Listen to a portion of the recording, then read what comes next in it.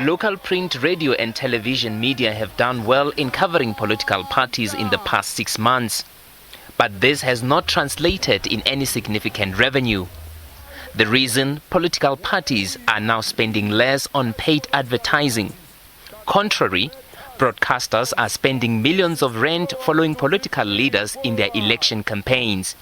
Although hard lockdown has been good for television viewership numbers, with more people at home watching TV, that did not do much to persuade many political parties to advertise on radio and television. It's across the board. In 2016, and I'm going to quote numbers, but I need to reiterate that they rate card exposure value, not what people have spent. So in 2016, for the 8 months running up to elections, we saw roughly 125 million rand in political spend across all media types, predominantly radio and TV, but really across all media types. Nielsen says no political radio advert could be detected in the past 6 months. However, the latest data shows that political parties have recently started advertising on both radio and television from September. But the spending remains very low compared to 2016. What we're seeing in ad spend now in this local election is a significant reduction compared to last year, or the last year, which is 2016. So if you look at this point, which is the day, a week before the elections, we only have measurement of total spend up until 2 months ago. Okay, up until 2 months ago, the rate card value of ad spend in South Africa was just over R1 million across all political parties for all traditional media types. Now, I must say that that doesn't include activations on the ground. It doesn't include a lot of digital spend on Facebook and social media sites. So it's just the traditional ad spend measurement.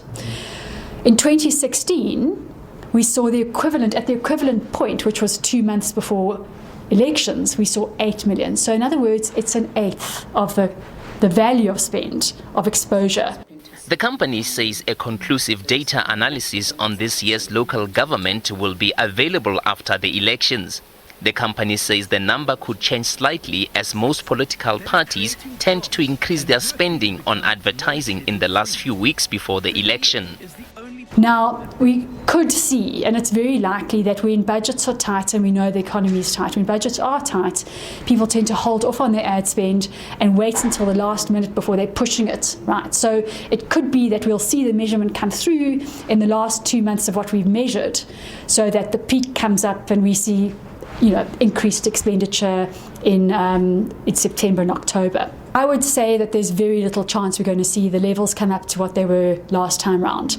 Data shows that print media has enjoyed consistent growth in the past few months, although the value of ad spend is much smaller. Usually, TV and radio would take up about 80% of spend, and that's what happened in the last elections, followed by print, and then outdoor and other media types are the smaller parts of the spend. This time we're seeing significantly less TV and radio spend. They could be doing other things like programs or interviews or other things that are on air but not traditional spots. Right now we see print in the lead, followed by the other smaller media types. SABC News, Johannesburg.